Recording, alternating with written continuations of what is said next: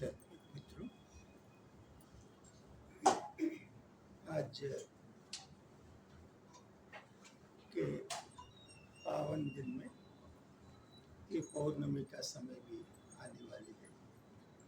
इस पावन समय में हम सब यहाँ उपस्थित हुए सभी लोगों को महात्माओं की ओर से आशीष और आज का एक छोटा सा यहाँ कुछ जो हुआ है उसके बारे में थोड़े विवरण देने के प्रयास करूँगा मैं।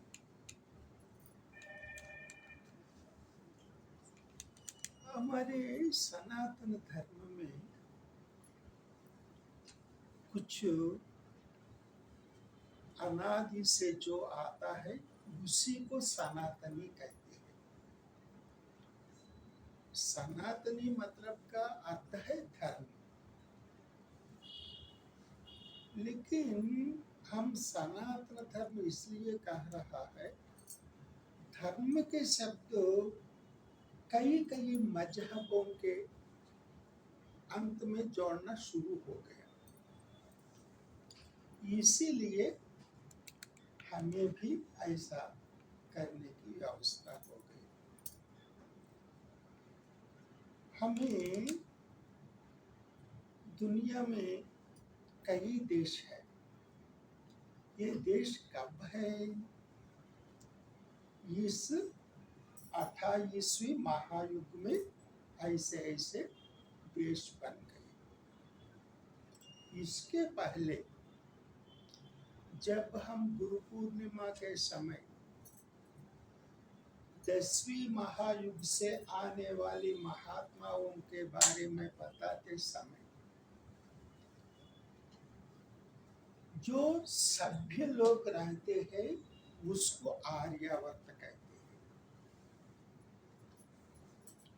आर्य शब्द का अर्थ है संस्कार युक्त जीवन जीने वाले। ऐसे लोगों को रखने वाले प्रांत को आर्यावर्त कहते हैं। और ये इतना सभ्यता संस्कार ये सभी कहाँ से उनके मिले? ध्यान में हमारे प्राचीन ऋषियों ने जो ज्ञान दर्शाए है उस ज्ञान को मंत्रों के रूप में वो बताए है, उसी ज्ञान को वेद कहते हैं। वेद शब्द का अर्थ ही ज्ञान है। इस ज्ञान को हमारे सनातनी ऋषियों ने उस समय जहाँ जहाँ समाजों के रूप में जहाँ जहाँ लोग रहते हैं उस सभी प्रांत को जाकर इस ज्ञान को बांट दिया। उस ज्ञान में क्या है? जीवन विधान। सुबह से शाम तक जो जो क्रम चलना चाहिए उन सभी का विवरण है। उस सभी विवरण को यम नियम कहते हैं। यम नियमों में इन सभी संस्कारों को ऐसे ऐसे जिस समय जो जो करना है उससे कैसे फायदा होना है, हमको सृष्टि क्रम विकास में ये लागू होते हुए हम मनुष्य से मानव कैसे बना है, मानव महात्मा कैसे बनेंगे, महात्मा देवत की ओर कैसे जा पाएंगे, उसके स्थिति है ऋषि। ये जो ऋषियों ने दिया ज्ञान ऐसे ऐसे सभी लोगों को बांटना शुरू हो गया। ऐसे समय ये 10वीं महा महायुग में क्या हुआ, गुरु पूर्णिमा के समय सुन लिया। उसके बाद 13वीं महायुग में क्या हुआ, वो भी गुरु पूर्णिमा के समय हमने सुन लिया है। क्योंकि सृष्टि का काल के बारे में बताना बहुत मुश्किल है। जब महाप्रलय हो जाता है तब जो उत्पात में जो नष्ट हो जाता है उसको फिर ऐसी तरह तैयार करने में कुछ महात्माओं का हाथ है। उसीलिए हम दत्तात्रेय भगवान और सभी विद्याओं को देने वाली शिव परमात्मा के बारे में, और उसके बाद जो ज्ञान को उस समय तो केवल ब्रह्म ज्ञान ही है।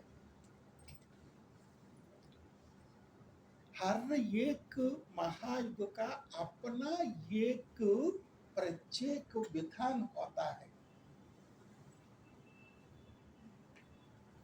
ऐसे विधान को, उस विधान को महायुग में 4 चतुर्युग के बारे में बांट दिया गया। ये युग के नाम से ही वहां के धर्म का अलग अलग महत्व होता है। कृतयुग, कृतयुग को सच्चे युग भी कहते हैं। सच्चे युग कहने का क्या मतलब है? सच्चे का अर्थ है ब्रह्म भावना। ब्रह्म हर एक समय एक ही जैसा होता है। ब्रह्म ने त्रिमूर्तियों की ब्रह्म नहीं। जो सृष्टि के मूल तत्व जो पदार्थ है वही ब्रह्म है। उस ब्रह्म के कारण ही सृष्टि हुआ ना। ये सृष्टि कई प्रकार के होते हैं ना। सृष्टि में पहले ये भूमि, जब भूमि का उत्पन्न होता है, आजकल जो वो भूमि भी प्रणवोपासन के द्वारा ही उत्पन्न हुई है। देखिए, हम रात के समय ऐसे 2 कानों को ऐसे बंद कीजिए, ओंकार सुनाई देता है। उस नाद कौन कहता है आजकल समय में? ये सृष्टि में सर्वव्यापी है। उसी के कारण ही ये सृष्टि हुई है। ये सृष्टि भी कई प्रकार के मनवंतर होते हैं ना। मनवंतरों में जो जो नाम होता है उसी से ही मनवंतर का उस समय की इस सृष्टि का स्थिति मालूम होता है। उसके बाद उस समय सभी ये ब्रह्म तत्व के बारे में ही जानना शुरू किया। ये उसको उसी ज्ञान से ही सभी को बांट दिया हम लोगों ने। लेकिन ये देखिए, हमारे ये मातृभाषा कोई भी हो, 300 साल पहले हमारी मातृभाषा का उच्चारण कैसा होता है, उस समय का ग्रंथ जो भी लिखे हुए ग्रंथ कैसा होता है, वो जो भी लिखे का गेय रूप कैसा होता है, आज कैसा होता है, एक बात समझिए आप। उसी प्रकार ये वेद भाषा में भी ये कई युग ऐसे ऐसे चलते समय ये दुष्कर हो गया समझने में। होता ही कि नहीं? 100 साल के पहले महाराष्ट्र में बोलने वाली भाषा कैसा है, आज की भाषा कैसा है, किसके कितना परिवर्तन हो गया।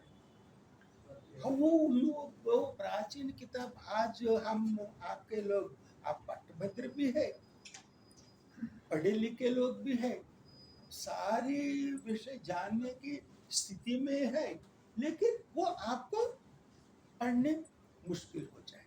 इसी प्रकार ये वेद ज्ञान को समझने में जब मुश्किल होना शुरू हो गया, तब महर्षियों ने उसको आसान से समझने के लिए धर्मशास्त्रों के रूप में लिखना आरंभ किया। ये वेद को सुनने के कारण वो श्रुति है, ये धर्मशास्त्र स्मृति है, क्योंकि हम उस श्रुति से ही उसको जानने के बाद उसका अनुसरण करने की विधान है। ये कभी कभी एक पराशर महर्षि, ये व्यास भगवान के पिता, वो लिखे हुए स्मृति को पराशर स्मृति कहते हैं। उस समय ये लागू हुई। कुछ हजार साल बीत जाने के बाद भौगोलिक परिस्थितियां बदलते हैं, ये मनुष्यों के आचार विचार में अलग अलग भाव उत्पन्न होते हैं। ये देखिए, एक ही परिवार में दादा, पिता, ये पुत्र पुत्री, ये तीनों के सोच विचार में कितने अंतर होता है, एक बार समझिए। उसका विधान रक्षणात्मक होता है। ये अपने परिवार की रक्षा के लिए ये पिता आदि सोचते हैं। ये लड़के क्या सोचते हैं, इस समाज में हम धैर्य के साथ आगे बढ़ जाएंगे और जो भी हासिल कर सकेंगे। ऐसे ऐसे विधान होते हैं ना। ऐसे होते समय ये धर्म में परिवर्तन आवश्यक होते हैं। उसके बाद अत्रि महर्षि के अत्रि स्मृति, और ये मनु के समय में मनु स्मृति। आज हम याज्ञवल्क्य स्मृति से ही ले रहे हैं। ऐसे ऐसे हो गया। उसके बाद उसको लागू करने के लिए कुछ यज्ञ याग आदि के बारे में, कोई एक समय के बाद वनों में रहते समय जो जो करना है उसी के लिए आरण्यक, ब्राह्मण आदि के रूप में विस्तार रूप में हो गए। उसके बाद ये भी समझने में मुश्किल हो गया। अब क्या हो गया, ये लोग पुराणों की सृष्टि आ गई। ये वेदों में जो जो आचरण करने वालों के कथाओं से पुराण कथा के रूप में कितना वो ज्ञान समझ सकेंगे हम। ये बच्चे लोग देखिए अपनी नानी माँ के माँ से, दादी माँ के पास रहकर ऐसे ऐसे कहानी सुनाने के लिए वो मांग रहे थे। कुछ लोरी सुनाने के लिए इच्छुक थे। वो सोते समय ये वो बड़े लोग, माता जी कोई लोरी सुनाई तो आनंद से सो जाते हैं। ऐसे ऐसे ये सभी प्रक्रियाएं आरंभ हो गया। ये पुराण भी कुछ समय के बाद, ये भी आज पुराणों के बारे में, उस समय पुराण आसान भाषा में है, लेकिन ये आजकल वो भी हमको बहुत मुश्किल हो गया। उसके बाद ये वेद आचरण करते हुए पुराणों की जो महात्माओं की जीवन चरित्र हो, उनको पालन करने वाले महात्माओं से जीवन को इतिहास रूप में बताना हो गया। वो पहले ये काम किया वाल्मीकि ने। इसीलिए वाल्मीकि को आदि कवि मानते हैं। वो आदि काव्य भी वही है। उसने ये कहा, ये श्रीमद् रामायण नाम कहा। श्रीमद् रामायण का और कई बात में कई रूप में ऐसे ऐसे विकसित हो गया। रामायण, राम प्लस आयन, उसका अर्थ होता है राम की कथा। रमा आयन, राम पुल्लिंग शब्द है, रमा स्त्रीलिंग शब्द है। ये रमा आयन होता है सीता चरित्र। और कुछ पंडित लोग कहते हैं रामस्य आयन, राम की जीवन शैली। हम कोई ग्रंथ क्यों पढ़ते हैं, उसके बाद में कई सौ रामायण क्यों आ गए हैं। ऐसे समय बदलते बदलते उस समय में जो समस्या उत्पन्न होते हैं समाज में, उस समस्याओं को समाधान दिखाने के लिए एक आदर्श पुरुष और आदर्श स्त्री मूर्ति को एक रूप में हमें मार्ग दिखाने वाले के रूप में पूजते हुए उसके जीवन चरित्र को हम स्वीकार करते हैं। इसीलिए कई प्रकार के रामायण आ गए। श्रीमद् रामायण जब हुआ 24वीं महायुग में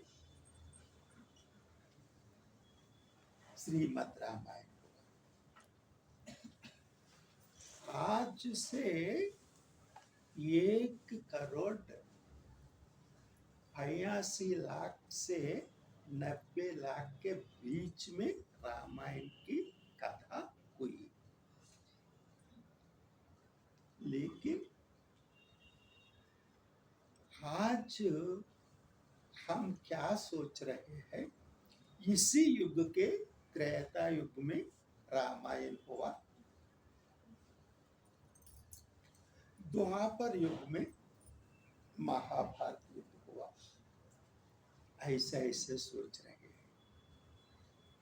क्योंकि इतने महान करोड़ों लाखों करोड़ों साल की संस्कृति हमको है, लेकिन जो इसको हटाने के लिए कुछ लोगों ने हिब्रू भाषा में 300 साल के पहले जो सूक्तियां आई है, वही पहले परमात्मा की उपदेश बताना शुरू करके इतने लाखों साल कह रहा है। उस समय भाषा कहाँ है आपके लिए?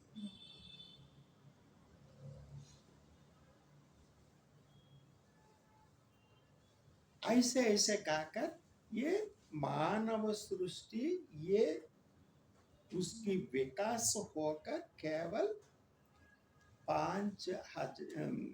10,000 साल ही हुआ है। इसीलिए ऐसा होनी पड़ी। ऐसे ऐसे ये हमारी इसके पहले मैंने बताया काल के बारे में सही समय कोई नहीं बता पाएंगे। जब प्रलय होता है उसके बाद जो सृष्टि क्रम विकास होता है, तब से ही फिर शुरू होता है। ऐसा ऐसा कुछ विधान है। लेकिन यहाँ ऐसे 300 रामायण महात्माओं ने लिखने के बाद भी स्वामी जी सत्यार्थ रामायण क्यों लिखना पड़ा, आपको थोड़ा समझ में आया होगा। जब समय बदलते हैं, उसी समय जो समस्याएं को परिवर्तन होते हैं, उस समस्याओं के समाधान उनकी ओर से। ये श्री राम और सीता अलग नहीं, हमारे पूर्वज हैं। हमारे पूर्वजों की जीवन विधान ऐसा है, इतने साल पहले से ही हमारे इतना हमारे ज्ञान ऐसा है, ऐसे ऐसे कहने के लिए। लेकिन आज भी देखो, उस समय में ये वेदों को सारे संसार में बांट दिया हमारे प्राचीन ऋषियों ने। आज भी कोई समस्या आए तो समाधान की ओर हर देशवासी हमारी भारत की ओर देख रहे हैं। ये सभी देश कुछ साल पहले ही हो गई। ये सारी दुनिया को अपने हाथ में रखने वाली अमेरिका का कितने साल हुए?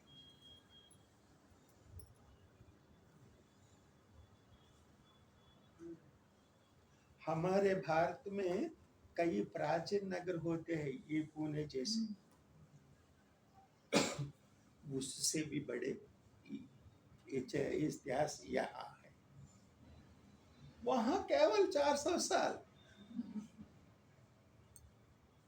ये लोग क्या करेंगे? अपने को बड़प्पन करने के लिए सभी को नीचे दिखाना शुरू करेंगे। एक ब्लैक बोर्ड पर एक भी काम करने के लिए बड़े रेखा कैसे खींचते हैं, इसी प्रकार हमको नीचा करने के लिए सभी साजिश हो गई। इसीलिए हम हमारे चरित्र के बारे में हम बताने की भी इतना जरूरत भी नहीं है। लेकिन उसमें जो हम सीखने का जो जो विषय है, उसके बारे में हम थोड़ा इसके बारे में सोचेंगे। ये इसके लिए देखिए, अब ये सच्चात रामायण लिखने के कारण मैंने इसके पहले हिमालय महात्माओं की वेद ज्ञान का एक ग्रंथ लिखा। वो भी हिमालय महात्माओं की गुप्त गुहाओं की महात्माओं से प्रेरणा पाकर उसमें एक चैप्टर लिखा, श्री राम के समय के अयोध्या, उसका एक चैप्टर है। उसमें मैंने वो भी ये भाव हमारा नहीं, महात्माओं की सूचना के अनुसार ही हमने बताया, क्योंकि श्री राम को आदर्श पुरुष मानते हैं। लेकिन आदर्श पुरुष मानते हैं, उनका जन्म अयोध्या में हुआ है, ये सभी हमको पता है। हमको भी नहीं, इसके विरुद्ध करने वालों को भी पूरी तरह पता है। लेकिन वो हम यहाँ एक छोटा सा मंदिर बनाने के लिए कितने 100 साल युद्ध करना पड़ा, कितने हजार महात्मा अपने प्राण त्याग करना पड़ा,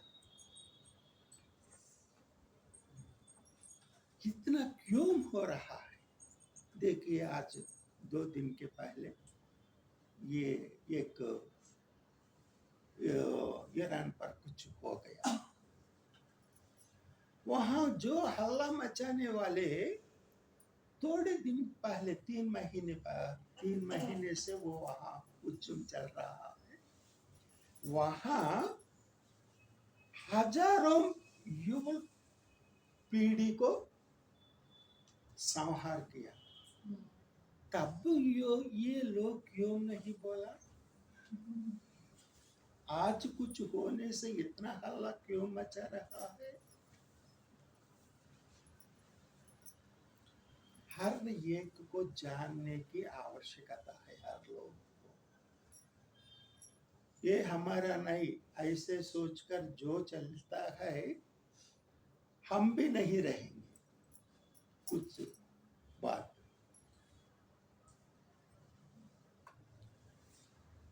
ऐसे ऐसे होता है। इसीलिए इसको जो आज जब वहाँ बालराम का मंदिर शुरू हो गया।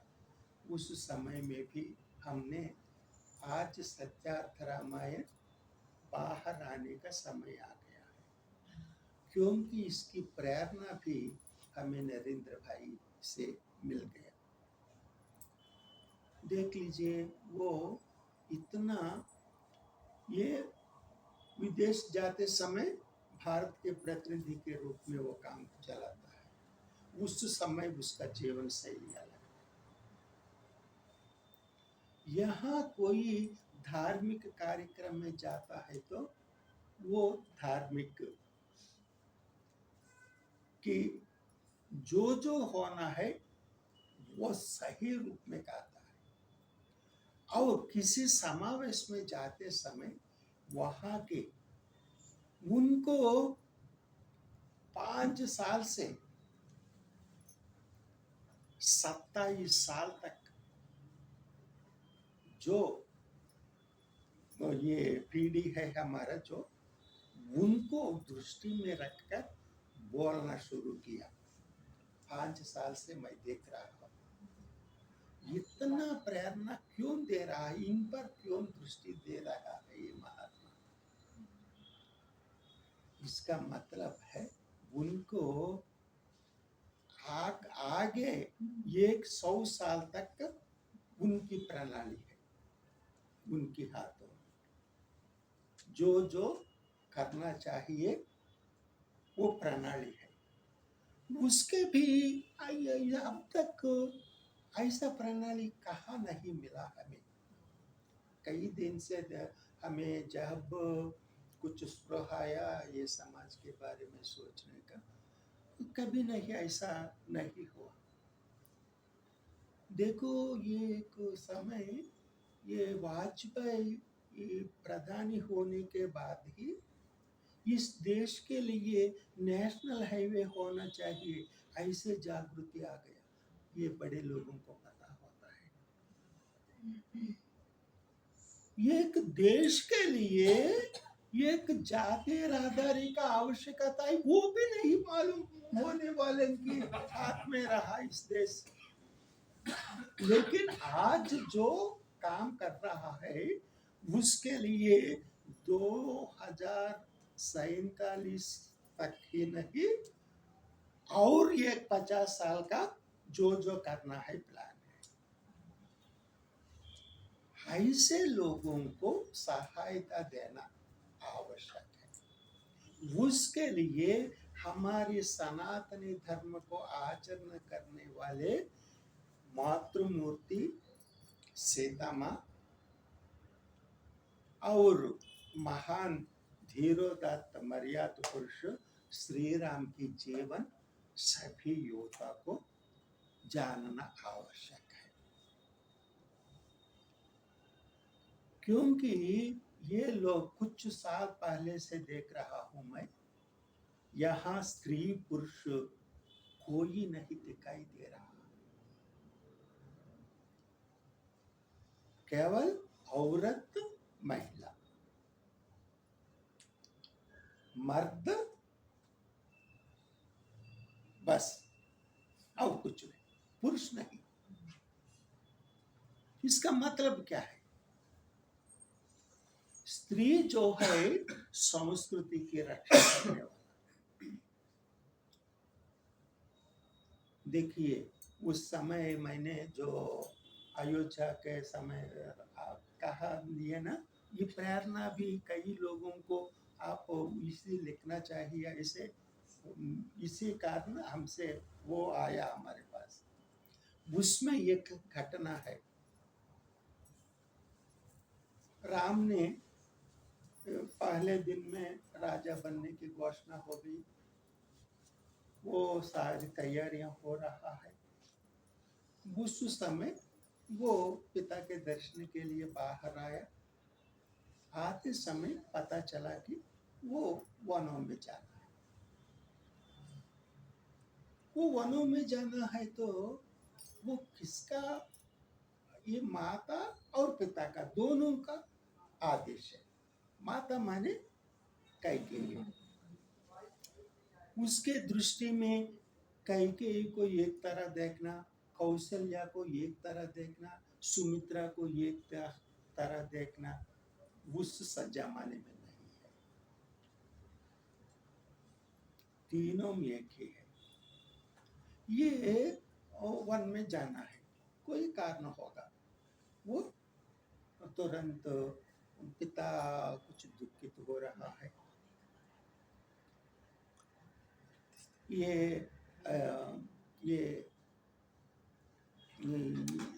इसी कारण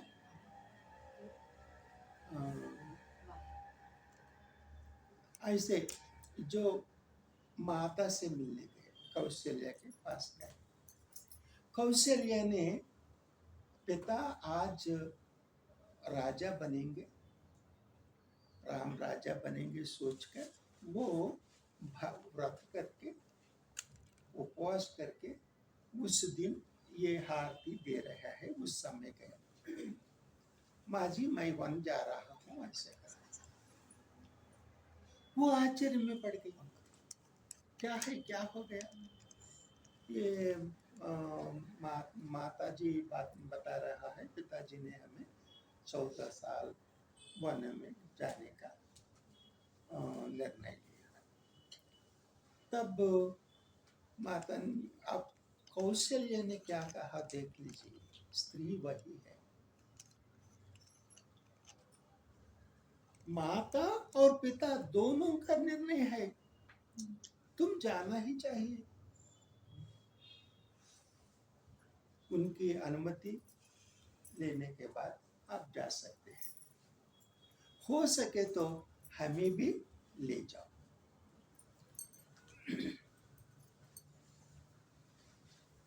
माता पिता दोनों का निर्णय है, आप वन में जाना चाहिए। तब अच्छा हम जाओ, मैं जा, ऐसा कहा। फिर कहा जब बच्चे बाहर जाते समय गाय भी उसके पीछे पीछे प्रेम के साथ उसके साथ जाते हैं। उसी के हिसाब से हमें भी वनों में हम भी ले जाओ। तब राम ने कहा ये पुरुष का वचन है, मर्द का नहीं। माँ जी हमारे धर्म के अनुसार आप पिता की सेवा में रहना चाहिए, आप तीनों माताएं उनकी रक्षा करना चाहिए, इसीलिए हमें कृपा करके वहाँ ऐसे मांगना नहीं चाहिए। मैं 14 साल पूरा होते ही आपके दर्शन के लिए मैं अवश्य आऊंगा, ऐसा कहा। ये वहां से जाकर वो फिर दशरथ के पास गया। इतने में सीता तैयारी हो गई, पति से पूछ के बिना। तब राम ने कहा ऐसा नहीं, आप आने को, भाई केवल हम ही जाना है वन में, आप यहाँ की राजमाताओं की सेवा में रहना चाहिए। तब उसने कहा स्त्री वही है। पंचकन्याओं में सीता, अहिल्या, मंडोदरी, तारा, पंचकन्याओं में 4 स्त्री मूर्तियां रामायण में ही है।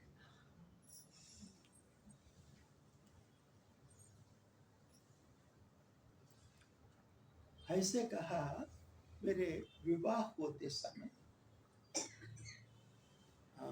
मेरे पिता ने कहा जानकी देखो उसका उच्चारण कैसा होता है।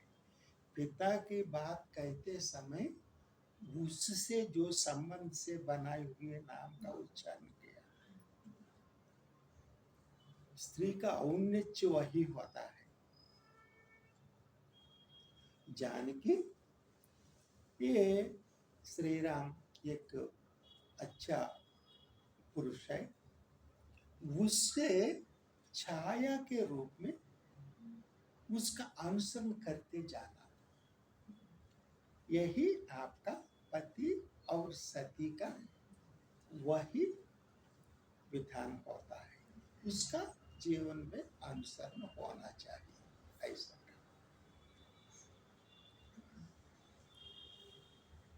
ऐसे हमारे पिताजी ने हमें बताया, मेरे माता भी कुछ सूचनाएं दी है। लेकिन समझो, ये सुनैना और जनक का गर्भ से उत्पन्न हुई संतान नहीं सीता, लेकिन माता पिता का इतना महत्व, उससे हर पद उसकी मुंह से जो बाहर आता है, हर शब्द आचरण करने वाली होती है। अगर आप अपनी छाया को आपसे अलग कीजिए, मैं भी आपकी वचन का पालन करूं।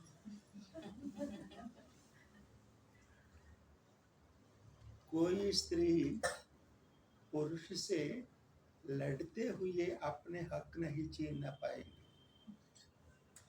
उसका धर्म का पालन करते ही सभी सिर झुक के उसको इज्जत करेंगे, वही करना है।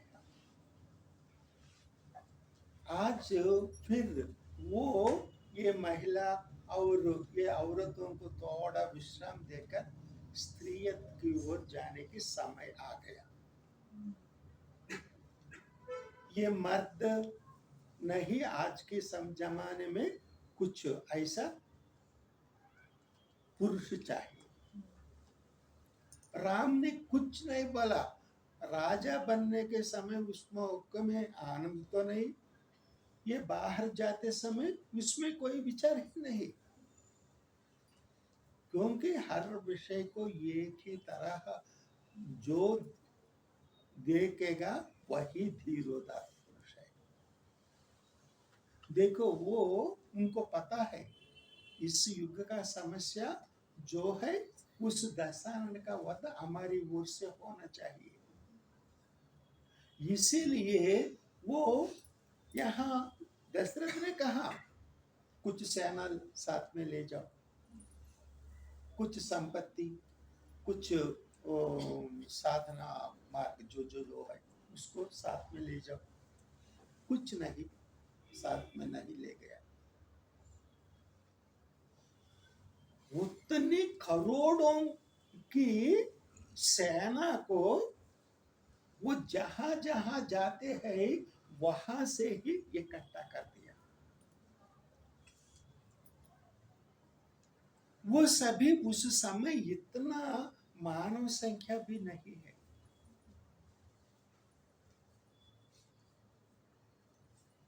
उस समय जो है नर है, मनुष्य है, वानर है, वालांग है, वनचर है, मृगचर है।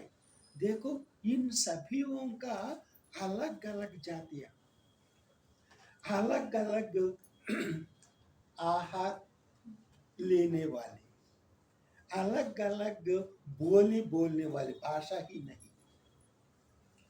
इन सभी को एक ऐक्य शक्ति में बनाने के लिए कितना शक्ति चाहिए।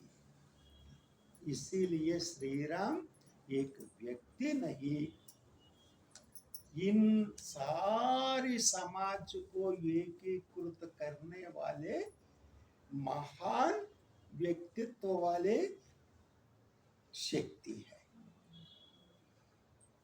वही वो अयोध्या से जाते समय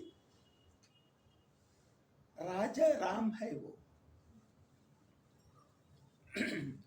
जब यहाँ से बाहर जाने के बाद 14 साल के बाद वनों में महान ऋषियों के संग में रहकर जो जो ज्ञान प्राप्त करके उस सभी महात्माओं की समस्याओं को समाधान देकर महावीर ही नहीं मर्यादा पुरुषोत्तम श्री राम बनकर अयोध्या आ गए।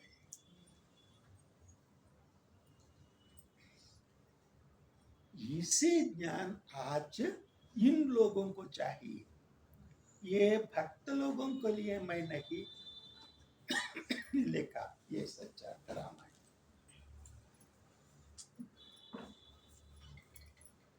क्योंकि ये भक्त लोग भी पढ़ सकते हैं।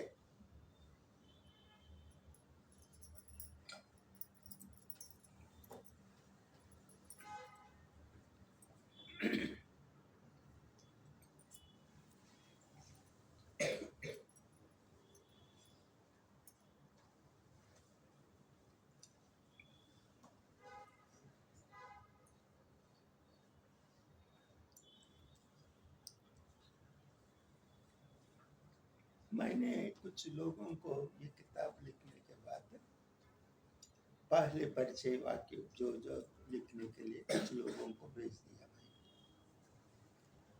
मैं उसमें कई तरह के लोग हैं। वो लोग ये पढ़कर ऐसा लिख दिया, हमारे भारत से विदेशों में जाकर जो जी रहे हैं वो ये पढ़ने के बाद वे लोग उस देश में हमारे भारत की झंडा फहराएंगे।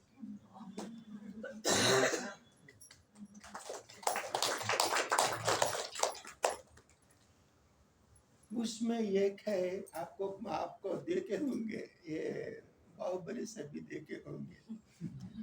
बाहुबली में उनको शिवलिंग ये एक समय एक सन्यासी होता है वहाँ महात्मा, वो भी एक है। उससे तत्व को प्रचार करते हैं वो ऐसा लिख गया आपको विदेशों में। और एक है ये वो सेंसर बोर्ड के मेंबर भी है और अच्छे लेख ये चित्र खींचने वाले आजकल के जो चित्र उसी का है, बापू जी का, बापू के शिष्य है वो भी ऐसे ही कहा। विदेशों में जो हमारे जो भूल गए हैं हम, ये पट्टभद्र हो गए, नौकरी करने के लिए कई देशों में जा रहा है। हर देश में हमारी योग्यता को देखकर हाँ जीना यही जीना है। ये भारतीय अपने ऋषियों भी नहीं, अपने बच्चों को भी हमारे देश भेजकर हमारे जीवन शैली कैसे होना है ये सिखा रहे हैं। ये हमको कितना गौरवशाली विधान है। ये सभी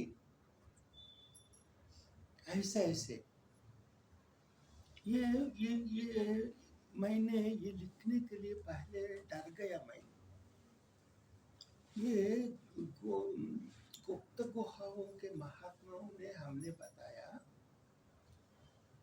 ये सृष्टि क्रम विकास होते समय ये कोई रामायण में रही ये विषय, ये गुप्त गुहाओं के महात्माओं की मुंह से आए हुए कारण ये विषय को हमने स्वीकार किया। क्योंकि इस हमारे देश में जो रक्षा हमको हो रहा है वो हिमालयों की गुप्त गुहाओं में साधन करने वाली महात्माओं की तपस्या ही हमें बचा रहा है। ये हम कह सकते हैं। ये ऐसा कहा, तुमने एक प्रयत्न कर रहा है वो अच्छा है, लेकिन सृष्टि क्रम विकास कैसे हुआ? उस समय प्रजापतियों ने, मनु, सप्तर्षियों ने और देव दानव और देवर्षि नारद आदियों के जो समावेश मानस खंड में हुआ, मानस खंड माने मानस सरोवर जहाँ उत्पन्न हुआ है, सदाशिव के कैलाश जहाँ होते हैं वही मानस खंड, वहाँ जो हुआ उसको बुनियादी के रूप में ले लो। उस समय सृष्टि क्रम विकास के लिए प्रजापतियों ने हमारी पितर है, हमारी शरीर का दादा परदादा यहाँ होते गए, धार्मिक के रूप में हमारे पैतृक संपत्ति प्रजापतियों से आता है। हमें यहाँ रक्षा करने वाला ही वही है। हमारी आध्यात्मिक शक्ति उनसे डेवलप होता है। हमारे परिवार से कुछ मिलता है, लेकिन वो ऐसे जाना हो तो उनकी शक्ति चाहिए और उनको ले। उस समय उसने उस नियम को रक्षा करने के लिए सभी विद्याएं देने वाली सदाशिव को समन्वयकर्ता के रूप में नियुक्त किया, क्योंकि उसकी बात कोई नहीं टालेंगे। पहले तो वो आदि योगी के रूप में बाहर आया, जो रौद्र के प्रदर्शन करते हुए सामने आए हुए खूंखार जानवरों को डराया। कोई पत्थर हो, ये सृष्टि, ये प्रलय होने के बाद तो ये वातावरण नहीं होता है। फिर सृष्टि क्रम विकास करने के लिए कितने लोगों की शक्ति चाहिए। हमको आश्चर्य होता है, ये सदा ध्यान में रहते हैं सदाशिव। वो किसको ध्यान करते हैं? हमारी सृष्टि क्रम विकास के लिए, इसकी रक्षा करने के लिए, जो जो शक्ति उत्पन्न करने के लिए वो करते हैं। वो हर एक समय सामने आने की आवश्यकता नहीं। वो साधना करते समय उनकी यहाँ जो रक्षा करने का कार्यक्रम आंजनेय स्वामी को देता है। आंजनेय स्वामी केवल राम का दास नहीं, राम का दास लक्ष्मण है, जो सारी सृष्टि को संरक्षण करने की जो जो प्रणाली महादेव ने दिया है, उस प्रणाली को अमल करने वाला पावन पुत्र है। आज वो यहाँ भी है, वो पावन के रूप में। वो आंखों को दिखाई नहीं देगा। आपको श्रद्धा हो, भक्ति हो, विश्वास हो, वो हमको छू सकता है। ये सभी काम वो करते हैं। वो सूर्य द्वीप में रहकर साधना में लीन होते हैं। किसी के साथ वो काम नहीं हो जाएगा, उस समय वो बाहर आते हैं। जब सीता माता को कहाँ है वो जानने की आवश्यकता पड़ी। 100 योजन समुद्र लांघ करना पड़ता है। योजन माने 8 मील। ऐसे 100 योजन कितने होता है? आज हम जो हमारे सामने नजदीक में जो लंका है, ये लंका नहीं, वो वहां से कई मील दूर होते ऑस्ट्रेलिया, और इसके बीच में आज वो पानी में डूब गया। लेकिन ये सभी ये एक ही बार कहे तो डर लगेंगे पढ़ने वालों को भी। सारे ये टूट जाएंगे उसके। इसीलिए धीरे धीरे बताना पड़ेगा। सत्य को बताना तो सच पड़ेगा। को स्वीकार, मैंने यही डर गया। ये मानव इतिहास के रूप में बताने के लिए ये हिमालय महात्मा ने सूचना दे रहा है। तो ये कैसे हजारों साल के इतिहास को भी स्वीकार करने की शक्ति आज के लोगों में नहीं, पढ़े लिखे लोगों में ज्यादातर नहीं है। ये लाखों साल के कैसे स्वीकार करेंगे, ऐसे मैं डर गया। उस समय हमें एक सूचना मिली। यहाँ आने के बाद मैं हिमालय में रहकर कुछ कई किताबों को रेफरेंस करना पड़ा। ये मामूली बात नहीं है, ये कई महात्माओं ने लिखे विषय है ये। उसको उस लिखने का हमें ये योग्यता भी नहीं है हमारे साथ, लेकिन कुछ जो कुछ करना है आज के समाज के लिए ये आवश्यक है। फिर ये कलयुग सतयुग बन सकते हैं। कुछ महात्मा लोगों के हाथ में देश हो तो ऐसा भी हो सकते हैं, इसीलिए करना पड़ा। वहाँ मैं करते समय कुछ लोगों ने हमें मिलने के लिए आए थे, ये हैदराबाद से। वहाँ वो यहाँ से सीधे नैमिषारण्य गया। नैमिषारण्य में व्यासपीठ है। वहाँ अनिल कुमार शर्मा या शास्त्री, उसने ये कोरोना आने से 3 साल नित्य होम किया। बड़ी भयंकर है, ये मामूली तौर पर नहीं।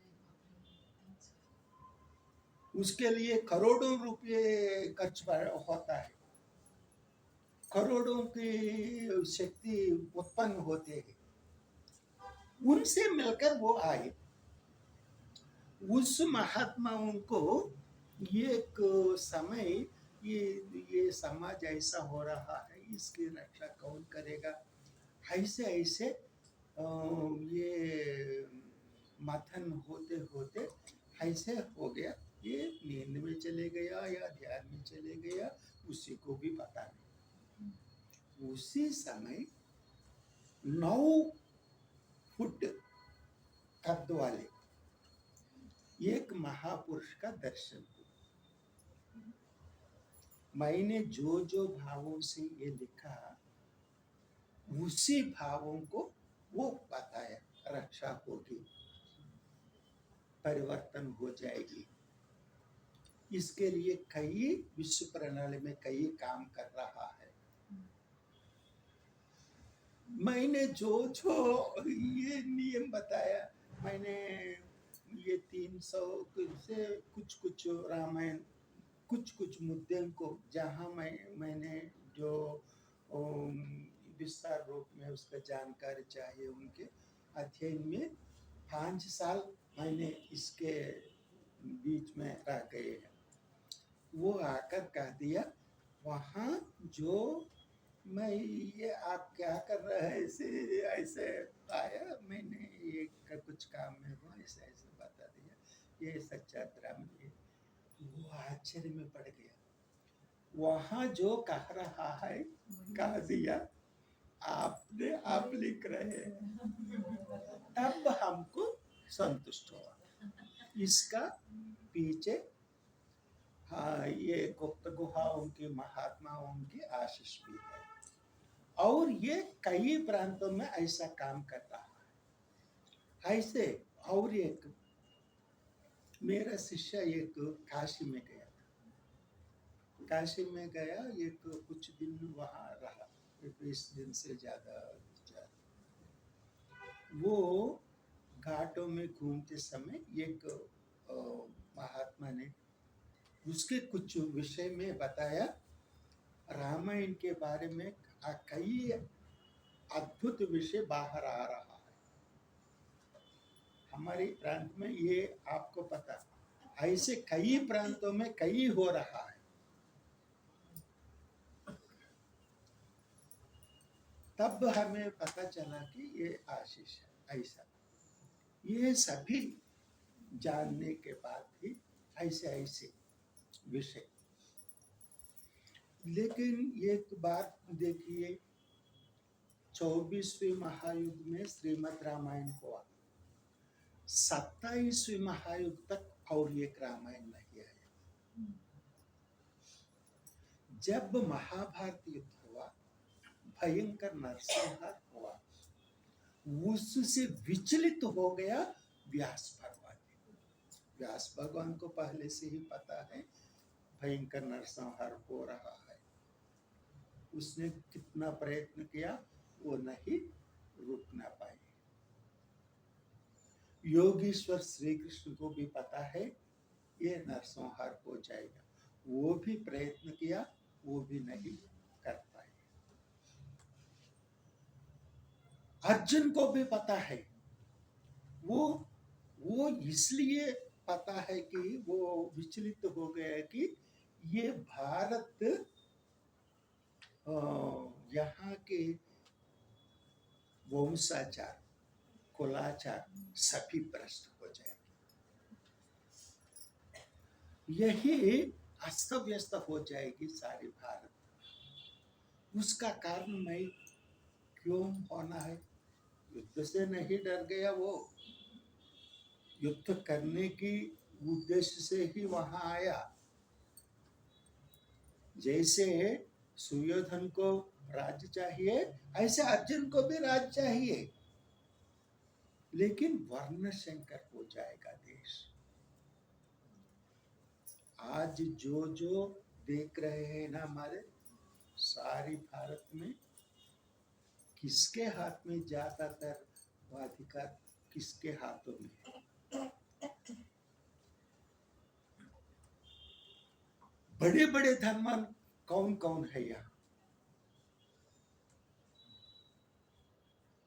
हमारी निम्न मध्य वर्ग के लोगों के सहायता से ही ये संस्कृति आज भी बचा है। जो संपत्ति में अधिकार में ऐसे ऐसे होते हैं, उनको कुछ नहीं चाहिए, केवल अपना अधिकार, अपने जो कुछ उस बात सभी के लिए नहीं, ऐसे ऐसे होते हैं। आज भी वो देख रहे हैं ना हम, इसलिए अर्जुन ने और कृष्ण ने, व्यास जी ने डर गया। आज भी भोग रहे हैं हम। सभी होकर, अधिकार हाथ में होकर भी योग्य व्यक्ति बोलने में कुछ नियमों का पालन करते हैं। कुछ लोग कुछ ना होने पर भी अपने इच्छानुसार जो भी करता है, उसको सहायता करने वाली मीडिया भी है, बाहर से आने वाली पैसा भी है। यहाँ के जो ये केवल अपने स्वार्थ को जीने वालों की ये ऐसा देखते हैं ना। इसीलिए उस समय ये विचलित हो गए। विचलित होकर रामायण में जो आध्यात्मिक रहस्य बचा है, जो जो गुप्त रूप में हुए हैं, उनसे आध्यात्मिक रामायण लिखा है व्यास महर्षि। इस युग में संत तुलसीदास ने जितना अच्छा लिखा है श्री रामचरितमानस, ये बहुत बढ़िया है। सीता की जीवन चरित्र हो, श्री राम की मर्यादा पुरुषोत्तम लक्षण हो, भारत में हुई धार्मिक तत्परता हो, ये इस विषय में, भारत के विषय में जो जो तुलसीदास ने लिखा है वो अन्य किसी रामायण में नहीं था, हम कह सकते हैं इसे। वो कितना महान है। एक बार उसको दशरथ ने शरीर छोड़ने के बाद, वो कार्यक्रम पूरा होने के बाद सारी प्रजा, मंत्रीगण सभी ने बताया भरत और ये राम और दशरथ का मनोकामना है, आप राजा बनना चाहिए। तब उसने कहा कितना महान है भरत, बाप रे, ये रामायण में राम जितना महान हो उतना उसके टक्कर लेने वाला है भरत, उसको समझना भी मुश्किल है। वो कहता है 14 साल के बाद एक नियम है, 14 साल इसीलिए नियम रखता है, 14 साल के बाद कुछ नियम का पालन करने वाला ही, देश से बाहर जाने वाला ही राजा बनेंगे, नहीं तो वो राज्य का वंचित हो जाएगा। वो भरत को पता है, वशिष्ठ को पता है, भरद्वाज को पता है, और किसी को नहीं। उसने कहा ये राज्य हमारे वंश के जो आचार से होता है, बड़े भाई को होना चाहिए। श्री राम हमारे अग्रज ही नहीं, हमसे श्रेष्ठ भी है। ऐसे श्रेष्ठ पुरुष ही राजा बनना चाहिए। 14 साल के बाद वो राज्य उनको दे दो। देने वाला मैं कौन होता हूं? ये राज्य दशरथ का भी नहीं और किसी का भी नहीं, राजा होता है इस राज्य के कार्य क्षेत्र चलाने वाले प्रथम सेवक।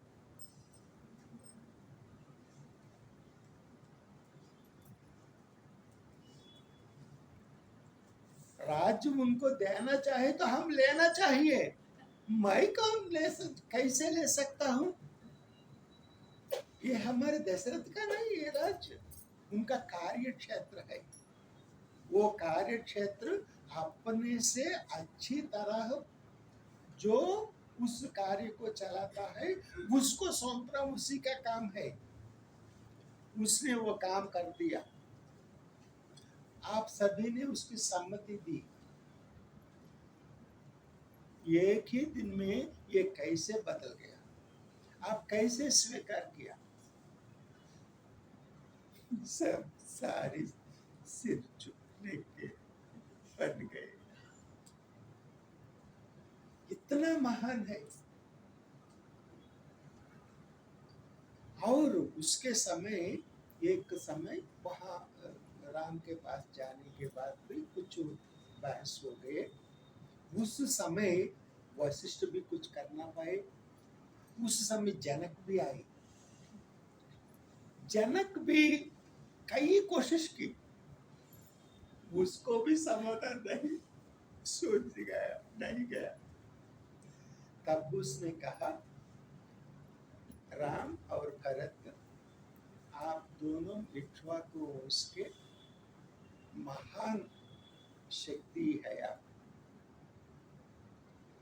आपको कोई नहीं बता सकेगा, ऐसा करो। लेकिन आप ही इसकी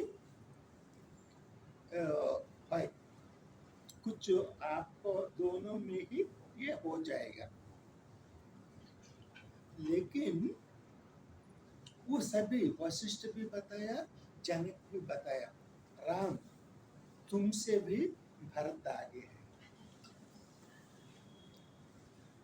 उनकी भाषा हृदय की भाषा है।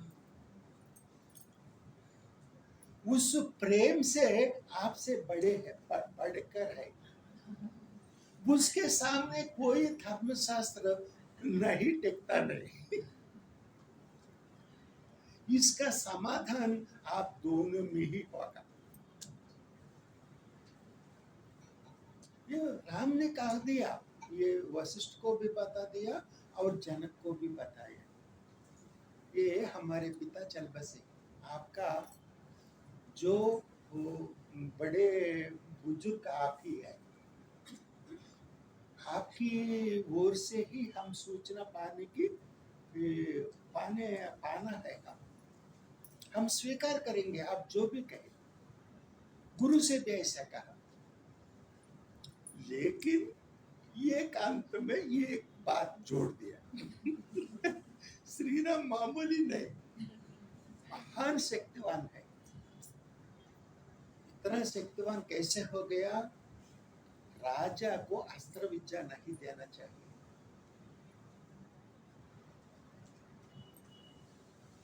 अस्त्र ध्यान को ब्रह्मत्व प्राप्त करने वालों की देना चाहिए।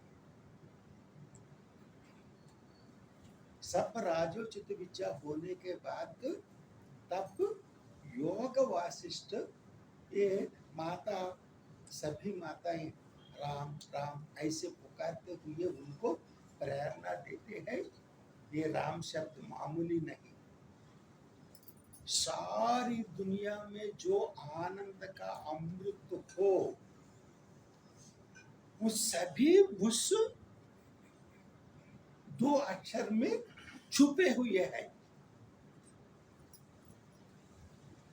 उसको, उस नाम को उद्धार करने के लिए आप बहुत कुछ करना है। इसीलिए वो राम राम कहना हर एक समय। इसके लिए कितने सुंदर वर्णन किया है ये वाल्मीकि जी ने। उसके बारे में कई कुछ कहते हैं, लेकिन इन सभीों ने, सप्तर्षियों ने, ब्रह्मा ने, देवर्षि नारद ने वाल्मीकि से ही क्यों लिखने को कहा। ये मोहिनी विष्णु के त्यागा के उस है। एक आज उस युग के विष्णु बनने की योग्यता होने वाली राम की चर्चा मोहिनी विष्णु त्याग में पैदा हुए उसी को ही होता है। कितने कितने मर्म होते हैं, कितने कितने सच्चार्थ छुपे होता है। हर एक को बाहर लाने की बहुत ये होना चाहिए सभी। ये मामूली बात नहीं। ऐसे ऐसे जो जो करना है, हाँ, ये सभी विषय, इन सभी को कैसे ऐसे ऐसे जोड़कर देना, ये मामूली बात नहीं होता है। ऐसे करते समय वो और एक, ये उस एक समय के है। ये वाल्मीकि भी उसी युग के हैं। इसीलिए इतिहास कहते हैं। इतिहास माने ऐसा ही हुआ है। इतिहास ऐसा ही हुआ। ऐसा जो कहता है सामने देखने वाला। उसी युग में जो विषय को, जो कुछ आदर्श भी जोड़ के बताए, ये सभी सच कभी कुछ खड़ता भी है। कड़वा सच भी अच्छा होना चाहिए, कुछ आदर्श भी होना चाहिए। इस ऐसे ऐसे इन सभी को, ये सभी इतना महत्व कहने पर भी वो ये भरत को ही हमारी पूरी भरत की ओर और ही है, ये वशिष्ठ भी हो और जनक भी हो। तब कहने के बाद ऐसा जोड़ दिया राम ने, मामूली युक्ति नहीं है ना, ये योग वासिष्ठ का अध्ययन किया। योग वासिष्ठ वो ये भगवत गीता जैसे वशिष्ठ गीता भी कहते हैं।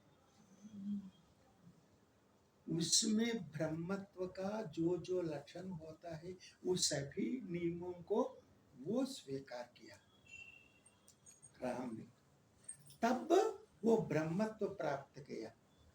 ब्रह्मत्व पाने वाले को कोई शत्रु नहीं होता। उस युग धर्म भी वही है। इसीलिए, और ये इसके पहले रामायण का अर्थ पता है ना, ये बालकांड में वाल्मीकि ने ऐसे बताते हुए इन दोनों के साथ राम और सीता को कितना महत्व दिया, उतना महत्व पौलुष्य वध नाम से भी पुकारा रामायण को। पौलुष्य माने क्या है? पौलुष्य ब्रह्मा के वंश में पैदा हुए ये दशानन को पौलुष्य कहते हैं। कितने ये ऐसा ऐसे होते हैं। इसी कारण अंत में देखिए राम को दशानन को वध करने के लिए इतना समय राम ने जो किया, ये हर एक बताना है। ये मैं रामायण के बारे में कुछ नहीं बताएंगे, उस क्यों लिखा है इसके बारे में बता रहा हूँ। ये आप पढ़कर इसके बारे में कई कुछ समावेश आदि चलाना है। आप जितना पढ़े उतना प्रश्न किए, उस समय ही सही रामायण का जो होता है तब होता है, तब तक नहीं। ये अंत में ये है, उसके बाद ही उनको अस्त्र विद्या से, अस्त्र विद्या माने क्या है, कोई ऐसे लेकर मंत्र पढ़कर ऐसे छोड़ने से वो काम पूरा करके फिर वापस आए। शस्त्र विद्या क्षत्रियों को दिया, इसीलिए राम को कोई शत्रु नहीं, और किसी को ऐसा नहीं। ये अंत में वहां ये भरत, ये वशिष्ठ और जनक को ये आनंद में डूब गए, भरत भी आनंद में हो गई, सारी प्रजा आनंद में डूब गया। राम इनके बात मानेंगे, अयोध्या आएंगे, राजा बनेंगे, ऐसा ऐसा सोच रहे हैं। अंत में ये वाक्य छोड़ दिया राम ने। हमारे गुरुजी हो, महान राजर्षि जनक भी हो, साधु सम्मत हो, जो धर्म सम्मत हो, न्याय सम्मत हो, उसके बिना वो बताते ही नहीं। कैसे बताएंगे वो लोग? इसीलिए भरत से कहा वशिष्ठ ने, भरत श्री राम को मानने वाला कोई नहीं होगा, क्योंकि वो सभी विषयों को जितना कहना चयन करता है उतना कहना चयन किया उसने। उसको वो स्वीकार ना होने से हम कुछ नहीं कर पाएंगे, प्रयत्न तो करेंगे। ये सभी कुछ उनको भी पता है, भरत को भी पता है, लेकिन विंध्या से दंडकारण्य में कदम रखने के पहले ही मैं अयोध्या का राजा बनेंगे, ऐसा बनना चाहिए राजा राम। नहीं तो 14 साल के बाद वो राजा नहीं बन पाएंगे। तब ऋषियों ने जो राम राज्य आएगा सोचने वाले ऋषि बाप को क्या होगा? इतने रहस्य है, इतने गूढ़ रहस्य बहुत होते हैं। तब ने ये जनक जी ने अंत में बताया, भरत तुम दोनों में ही परिष्कार हो जाएगा, हमारे ओर से कुछ नहीं होगा। लेकिन हमने बहुत प्रेम करते हैं आपके भाई से, प्रेम कुछ नहीं स्वीकार करने का नहीं सोचता है, प्रेम को जो चाहता है देना, त्याग ही प्रेम है। कुछ मांगना वो प्रेम नहीं, वो बॉलीवुड में होता है, हमारे संस्कृति में नहीं चलेगा।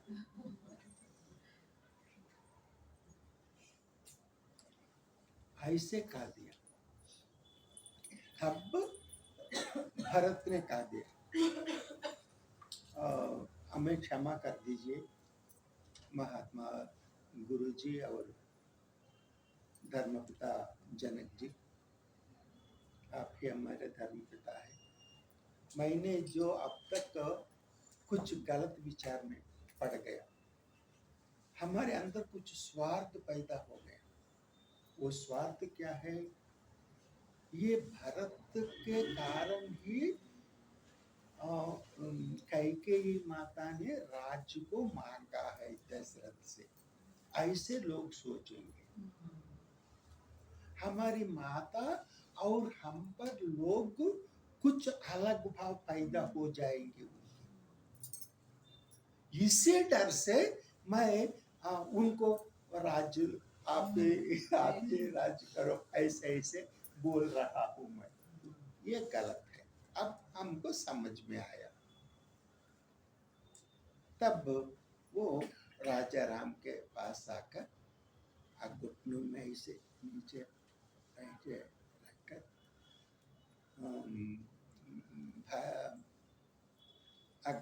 भाई जी जो अग्रज,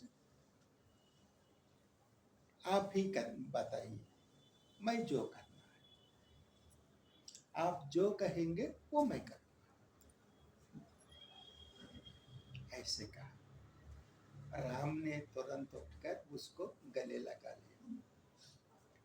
तुम जीत गए, जीतने वाले ऐसे ऐसा नहीं करना चाहिए। आपने जो बताया वो राज मैं ले लूंगा, लेकिन 14 साल के बाद,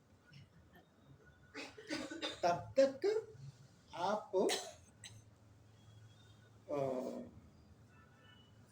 राज्य और राजमाता उनको अपने संरक्षण में रखो,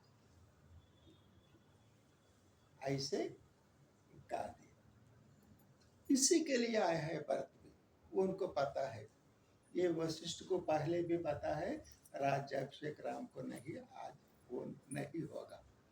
उसका जन्म राम और सीता जंगल में इसीलिए जा रहा है, ये दशानन की ये संहार के लिए, ये सभी को पता है। लेकिन ये ऐसा बाहर का कुछ होना चाहिए, ऐसा ऐसा इसी विधान। तब उसने ये पादुकाएं मांगी, उससे वो जो कुछ हो गया, ऐसा ऐसा सभी को पता है। ये सभी को पता होने वाले विषयों को ज्यादातर मैं ऐसे ऐसे चला दिया, लेकिन जो आवश्यक विषय होता है उस सभी विषयों को जहाँ गुड़ तक जाने के लिए मैंने ऐसा ऐसे बनाने की चेष्टा की। लेकिन भरत ने क्या किया, देखो वो कितना कर्म जाता है। वो जाने के बाद नंदीग्राम में ही रुक गए, अयोध्या में भी गए नहीं गए। धर्मशास्त्र इस ऐसे बताया है कि राजा बाहर जाते समय उसका काम कनिष्ठ सौदा करना है, वो शत्रुघ्न है। शत्रुघ्न को कर ये सभी काम सौंप देगा। हम बगल में हो तो उसको कुछ बाधा हो सकता है जैसा करने के लिए, ऐसा ऐसे ये सभी इतने हर एक विषय में भी कई रहस्य छुपे हैं। ये ज्यादा समय के हो गया ये, और मैं समझी, ये बहुत महत्वपूर्ण था कि हम किस दृष्टिकोण से रामायण को ग्रहण करें। इसलिए ग्रहण ये- करना चाहिए, क्योंकि ये सभी बहुत ऐसा विषय है। हर एक कैरेक्टर में बहुत, इसीलिए मैं कुछ लोगों को अगर बाहर के लोग इसे जो मर्यादा पुरुषोत्तम श्री राम, ये लक्ष्मण आदि अलग अलग चैप्टर में दिए, बच्चों को वो सिखा सकते हैं। मेरा दृष्टि बुजुर्ग लोगों के लिए नहीं, वो सब कुछ जानते हैं, लेकिन ये मर्म भी जानना है। केवल भक्ति ही नहीं, हमारे संस्कृति क्या है, हमारी जो विरासत क्या है, हम किसका पूर्वज है, हमारे पूर्वज क्या क्या है, ये सभी को जानना है। ये ऐसे ऐसे करने के, ये ऐसे अलग अलग कैरेक्टर वाइज उसका जो जो महत्व है उसको ऐसे ऐसे पता।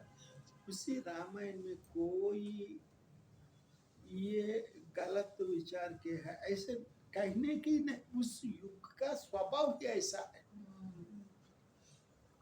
अंत में राम जितने 13 दिन युद्ध किए ये दोनों लोग, जो कुछ बचे लोग ऐसे देखते रह गए। ये देवता ऋषिगण आदि आकर राम क्यों इतना देर कर रहा है ऐसे देख रहे हैं। राम दशानन को वधा करने के कारण हमको राम दिखाई देता है, उसके पीछे 3 महर्षियों की तपोशक्ति है। वो वशिष्ठ विश्वामित्र, इन दोनों से बढ़कर अगस्त्य। ऐसे ये अंत तक आखिर दशानन में परिवर्तन आ गया। मैं ब्रह्मवंश में जन्म लिया, लेकिन मेरा जीवन ज्यादातर क्षत्रियोचित कार्यों में बिता गया। जो क्षत्रिय सहज मरण स्वीकार नहीं करेंगे, बीमार होकर मरण होना उसके लिए एक शाप जैसा है।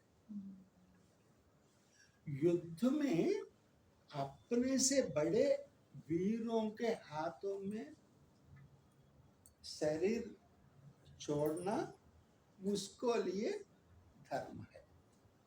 इसीलिए उस अब तक कई देवताओं से युद्ध किए, कई आर्य राजाओं से युद्ध किए, गंधर्वों से, यक्षों से, राक्षस और असुरों से भी युद्ध किए।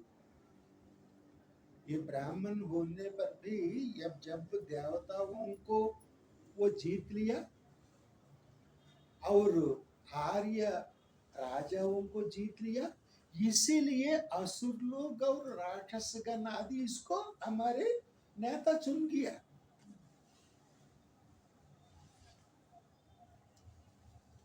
ऐसे ऐसे कुछ कई धर्म रहस्य है उसमें। तब मैं, लेकिन इतना वीर को अब तक नहीं देखा। इसकी सेना क्या है, उसका अलग अलग लोगों को, इतने करोड़ों लोगों को ऐक्य शक्ति के रूप में कैसे बदल दिया ईश्वर ने। इतने लोगों को ऐक्य में एकता कैसे ला गया, इतनी धीरता, इसके बढ़कर और कोई नहीं मिलेगा इस युग में। इसीलिए इसके हाथों में मैं शरीर चाट दूंगा। ऐसा निर्णय करने के बाद ही अस्त्र का प्रयोग किया राम। यही राम और दशरथ का वो महान, एक से बढ़कर एक। दशरथ में एक ही महत्वाकांक्षा है, ये 3 लोगों का मैं शासन का, उस युग का विरुद्ध है। वो ये एक ही गलती है उनके लिए, इसीलिए वो अपने गलती को उसीने से, ये मंडोदरी ने कहा। मंडोदरी अंत में युद्ध पूरा होते ही मंडोदरी युद्ध भूमि में आया है। महावीर दशकंठ को कौन मारा है, ऐसे प्रश्न किया। जाम्बवान ने प्रश्न किया, सीतापति ने उनको मारा। देखो, ये उसको क्रोध को ठंडा करना हो तो सीता शब्द पहले होना चाहिए। ना विचार। पति उसकी रक्षा करना उसका धर्म है। कितने एक शब्द बोलते समय कितने रहस्यों को बताया है ये जाम्बवान ने। वो पतिव्रता थी ना, उनका मन हाँ। कभी तेज कितना हाँ। था। ये और पति का धर्म भी है ना उनकी रक्षा करना। सीतापति ने उनकी वध किया। तब वो कहाँ है, ये दशरथ को मारकर ये राम को भी दुख हुआ। कितना महान है वो, शिव का शिव भक्त भी है वो को ये इनके अनुचरों से कुछ जो हो गया, ये दंडकारण्य गया ये खरदूषणों को वध करने के लिए। उसका ये कहानी है, ये किताब पढ़ते समय बाद में उसकी चर्चा करेंगे। बहुत सा कितने घंटे भी कम नहीं होगा, लेकिन सभी लोग बहुत समय से ऐसे बच गए। उनका भी कहीं काम होता है, उनको भी बाहर जाना है, ये ऐसा हो गया। तब वो स्वीकार कर दिया। तब उसने ऐसा किया। ये वो आते समय उसकी छाया मंडोदरी की ओर ले आ रहा है। ये महापतिव्रता है, मंडोदरी सामान्य नहीं। उसके चरित्र को पढ़ते ही स्त्रियों में स्त्री कैसे होना चाहिए, ऐसे पढ़ने से पता चलेगा। अपने ओर आ रहा है, ये स्त्री का छाया है, वो जानकर तुरंत उठ गए, वो छाया हम पर ना पड़े। शाम का समय है, ये छाया बहुत दूर जाता है, वो अपनी ओर आ रहा है, ऐसे थोड़ा ऐसे जाकर उनके पैरों में नमस्कार किया। ये दशा भी देख रहा है, माताजी मैंने ही आपके पति का वध किया, आप शाप देना चाहे तो हम उसका स्वीकार करने के लिए मैं तैयार हूँ। तब मंडोदरी ने कहा, देखो ये स्त्री वही पता है, नहीं राम, हमारा पति का वध आपने ही किया, उसको वध करने वाला कोई नहीं है।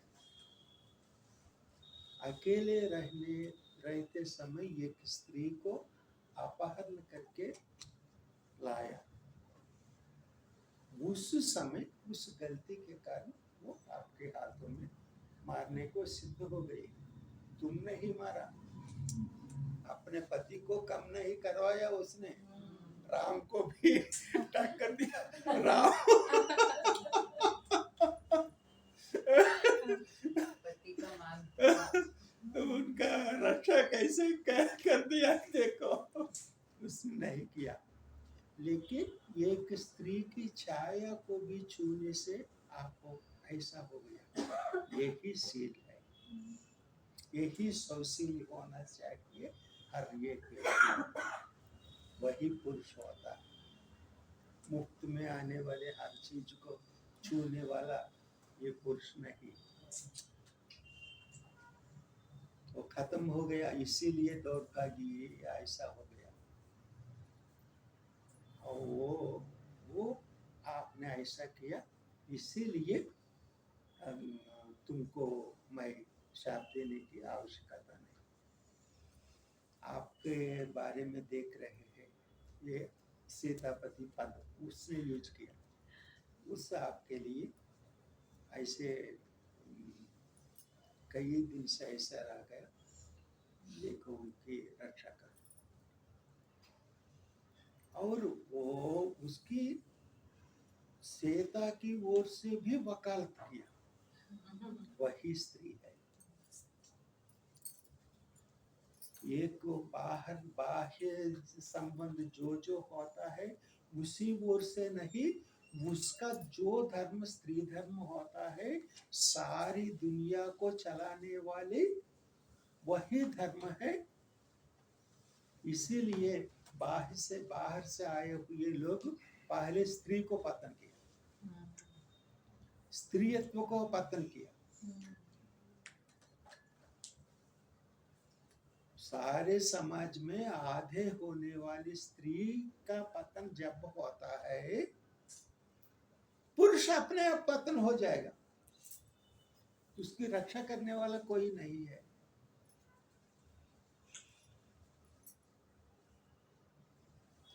ये उसके विवाह करते समय भी ये सभी होने के बाद ही राम ने कैकेयी माता की अनुमति पाने के बाद ही वो विवाह के लिए तैयार हो गई, क्योंकि राम इक्ष्वाकु वंश में पैदा हुआ, 14 साल बाहर जाने की इच्छा पूर्वक वही निर्णय किया, किसी ने उसको नहीं भेज दिया, उसकी सहायता किया कैकेयी माता ने। महासाध्वी भी ऐसे कर सकते हैं। वो उनको पता है सारे समाज हमके गलत सोचेंगे, लेकिन मेरे बेटे के लिए उसकी, अगर उसी समय राजा राम राजा हो तो केवल अयोध्या की राजा है वो।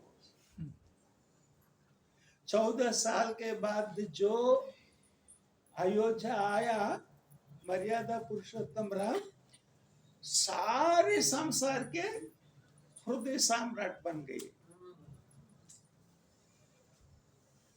अपने बेटे को उसी स्थिति में देखने के लिए ही कैकेयी माता ने ये सब कुछ स्वीकार किया। भरद्वाज ने भी भरत को कहा, भरत माता को कुछ गलत दृष्टि में मत देखना।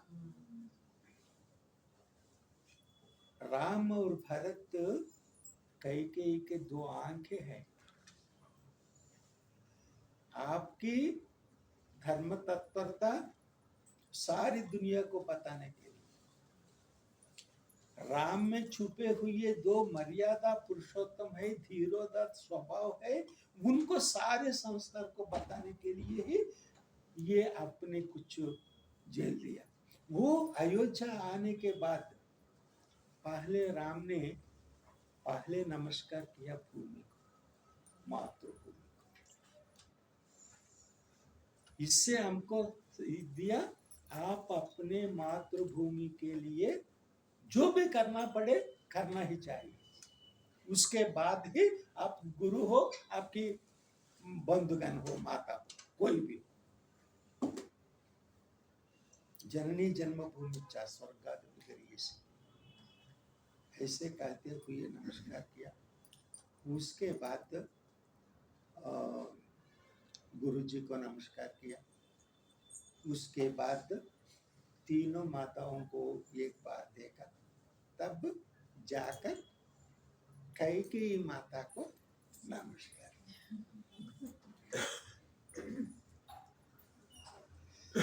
ये भरत, लक्ष्मण, शत्रुघ्न और सारी वहां के जो अयोध्यावासी जो भी हो, सभी स्तब्ध ऐसे हो गए। तब ऐसे नमस्कार करके माता ये उसको आलिंगन किया, उनके सिर पर चुंबन किया अपने बेटे को।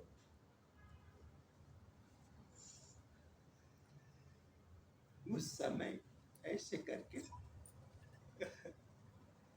वो बहुत दुखित हो रहा है माता। उनको बाह्य स्थिति में लाने के लिए राम का सौशील देखिए। माँ जी राजभोग बनाया हमारे लिए। कैसे ये सारी तत्व इसमें शामिल है।